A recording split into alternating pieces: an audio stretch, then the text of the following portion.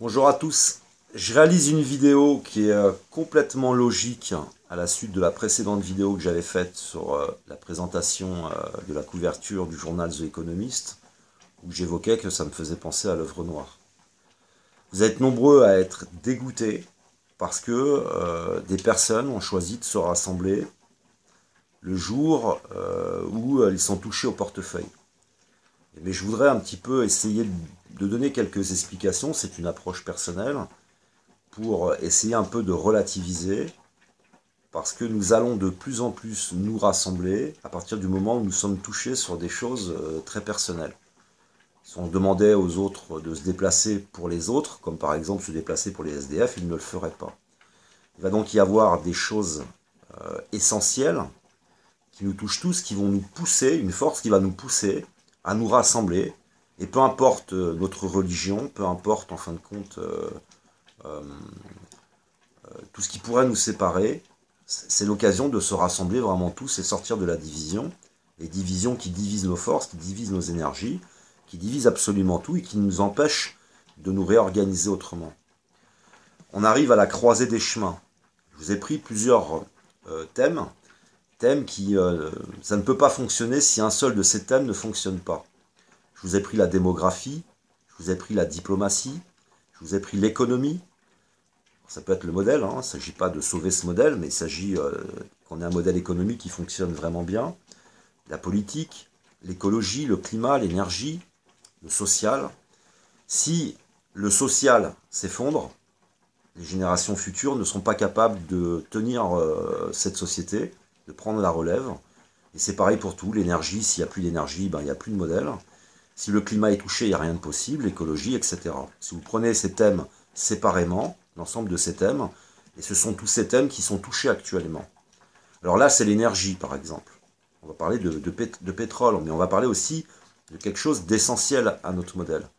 Et c'est déjà la première force qui va nous pousser à aller nous rassembler, et peu importe, en fin de compte, nos partis politiques, nos origines, notre religion, mais ça va être des excuses déjà pour commencer à se rassembler. J'ai expliqué dans la précédente vidéo que le journal The Economist a mis une couverture noire qui m'évoquait moi la partie de l'œuvre noire dans la chimie, où on va aller peu à peu, à cause de ces problématiques, dans une nuit très profonde. Aujourd'hui, nous raccrochons notre réel à des lumières qui ne sont pas des lumières, c'est du superficiel, c'est de l'artificiel, qui sont liées à l'ego, parce que forcément la société est touchée, mais je vais y revenir à ce problème d'ego. Mais nous sommes raccrochés à de l'artificiel, nous allons descendre dans une nuit profonde, et c'est dans cette nuit profonde que vous, individuellement, vous y trouverez de vraies lumières, de vraies révélations, de vraies informations, et qui nous permettent en tout cas d'établir un réel sur complètement autre chose que sur les choses sur lesquelles aujourd'hui on s'accroche, qui devient notre réel à nous, mais ce sont des fausses lumières, que ce soit la politique, que ce soit le modèle actuel sous sa forme actuelle avec les paradigmes, tout ça n'a ni queue ni tête, mais on y croit. Alors peu à peu on va s'effondrer à cause de ces différents thèmes par lesquels on va être touché. Il va falloir qu'on aille vers de la vraie lumière et que j'exprime par un réalignement sur un réel absolu pour être dans des activités et des paradigmes qui soient alignés sur le réel avec de la justice et avec de l'équilibre.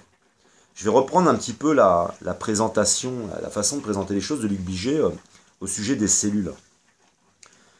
Une cellule, quand elle devient cancéreuse, c'est une cellule en fait qui tout simplement devient égoïste. Ça veut dire que le programme de la cellule est affecté, elle devient égoïste, elle se nécrose, elle devient une excroissance, et elle ne fonctionne plus avec le tout, elle fonctionne dans l'individualisme.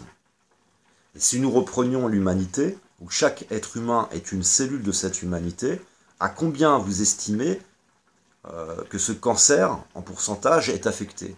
Est-ce que vous pensez que l'humanité, avec ses 7 milliards d'êtres humains, est affectée par un cancer, par l'individualisme, l'égoïsme, à 10%, 20%, 30%, 40%, 50%? À combien vous l'estimez?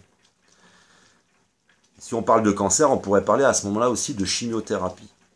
En restant dans l'inconscient, on risque d'aller inconsciemment vers une chimiothérapie qui a été exprimée par de nombreuses traditions. Si je vous fais un peu tout ce schéma-là, c'est pour vous expliquer, bon, à la fois, on ne se déplacera pas pour des choses qui ne touchent pas tous, c'est normal. Ça passe par là pour la métamorphose un peu de cette société, pour sortir de l'individualisme et se retrouver tous ensemble. Mais aussi pour plus tard, parce que je voulais aussi expliquer dans cette vidéo que si demain on veut soigner le cancer de l'égoïsme, il existe dans toutes les traditions du monde un point commun. Parce qu'aujourd'hui, par exemple, tu es musulman, tu voudras rien de ce qui vient du christianisme. Tu es du christianisme, tu voudras rien qui vient du judaïsme. Alors qu'en réalité, il existe des traditions dans toutes les régions du monde, des traditions qui se sont exprimées à toutes les époques, et qui passent un seul et même message, c'est justement le fait de pouvoir traiter ce cancer généralisé qui est l'égoïsme dans le monde. Et ça sera peut-être un jour le moyen de se rassembler autour de ces traditions, autour de ces initiations qui ne sont plus enseignées aujourd'hui et qui ne nous permettent pas de travailler sur l'ego. On arrive donc à la croisée des chemins. Alors, je pense que c'est plutôt positif de se déplacer pour l'essence, et puis tout ce qu'il y a de symbolique dans l'essence. Parce que j'expliquais que si vous prenez la part de l'ego dans l'effondrement, vous allez avoir une maison, si vous avez des problématiques narcissiques, immense. Il va vous falloir beaucoup d'énergie pour chauffer cette maison. Il va vous falloir une voiture immense pour avoir une image revalorisée de vous-même et vivre un petit peu, en quelque sorte, dans une illusion de vous-même et la faire vivre, cette illusion. Ça demande énormément d'énergie. Alors du coup, plutôt que de creuser dans les choses, creuser, apprendre à se connaître, apprendre à connaître les autres et l'univers, on va les creuser de plus en plus profond pour aller chercher cette matière noire qu'est le pétrole. Et l'ego, c'est noir. On voit toujours qu'il y a des liens entre les choses. Mais on va pouvoir, là maintenant, pour ce pétrole, pour de l'essence, aller se rassembler pour quelque chose qui est essentiel à nous tous, c'est cette énergie. Et après, on se déplacera pour des problèmes climatiques. Après, on se déplacera peut-être pour des problèmes sociaux, parce que quand vous serez touchés tous par le salaire, c'est là, à ce moment-là, qu'on se déplacera davantage. Et ce que je veux dire par là, c'est que aujourd'hui, tout le monde n'a pas envie de se déplacer pour de l'essence. Alors, il y a un moment donné où, de toute façon, comme pour si on était touché au travers de la sécurité, de nos libertés, c'est Charlie. Alors on se déplace pour Charlie.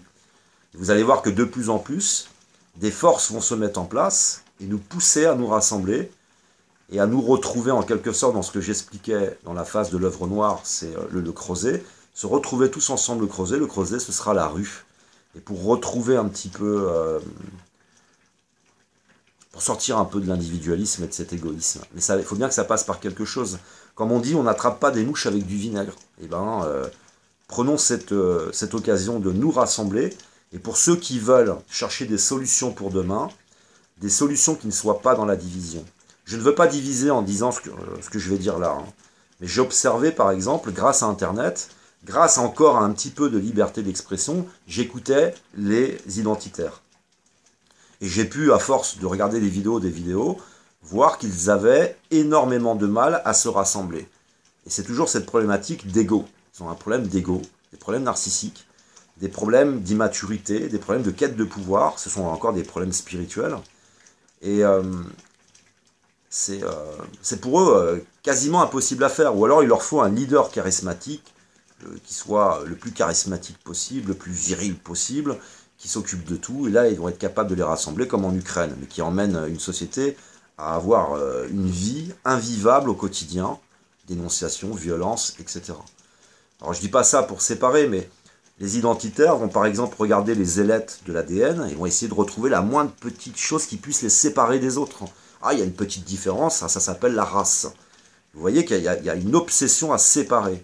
Il va donc y avoir cette résistance, en prenant les identitaires, cette résistance-là à se séparer des autres, ces problématiques d'ego, mais il va y avoir des problèmes beaucoup plus graves que vos problèmes raciaux, et qui vont, par la force des choses, à nous amener à nous réunir dans la rue, et pour retrouver peut-être un jour, entre guillemets, un certain pouvoir.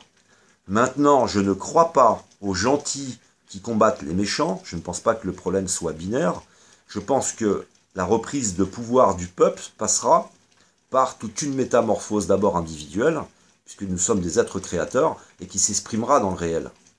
Et si ceux qui veulent s'intéresser à ça, c'est juste pour vous passer le message, je ne suis pas spécialiste des initiations, des traditions, etc., mais j'ai trouvé un point commun, comme pour l'essence, qui s'appelle l'initiation et la tradition, et qui, il y en a pour tout le monde. Peu importe vos affinités, peu importe vos origines, votre religion, dans l'islam, il y a une tradition. Dans le christianisme, qui est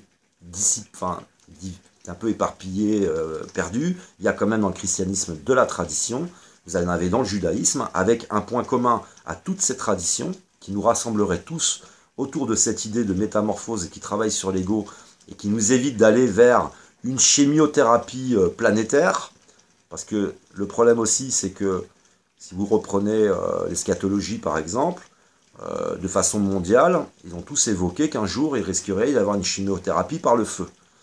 Et dans une période où on est dans le feu justement, hein, on contrôle l'atome, on joue avec beaucoup de choses avec lesquelles on ne devrait pas jouer. Et je pense que parmi vous, il y en a qui vont s'intéresser donc à simplement l'excuse essentielle là, d'aller se rassembler pour l'essence, mais il y en a qui vont peut-être se mettre à réfléchir comment on pourrait soigner ce cancer. Et si vous voulez soigner ce cancer, je vous invite tous à rechercher partout sur Internet ces spécialistes qui sont extraordinaires et qui vous parlent de cette métamorphose possible de cette humanité et à travers de nombreuses traditions. Donc, si tu es musulman, tu ne veux pas entendre parler de la tradition chrétienne, eh ben, cherche la tradition qu'il y avait dans l'islam, cherche tout ça, et au travers de l'initiation par exemple. Parce que je ne crois pas que c'est dans la pulsion, dans le feu, qu'on va reprendre le pouvoir et que les forces qui ont mis en place un certain modèle ne vont pas se remettre en place. Il faut véritablement une métamorphose de la société au travers de l'initiation pour soigner ces cellules cancéreuses. Voilà, c'est aussi une façon aussi pour moi de vous dire que j'y serai. Je ne bloquerai pas le pays, je suis plutôt quelqu'un qui aime bien débloquer les choses, pas bloquer. Donc j'irai manifester, je vous invite aussi à réaliser vos propres vidéos, à inviter les autres, à partager, et qu'on y soit le plus possible présent, et peu importe, comme le disent de nombreuses personnes, peu importe notre religion, peu importe...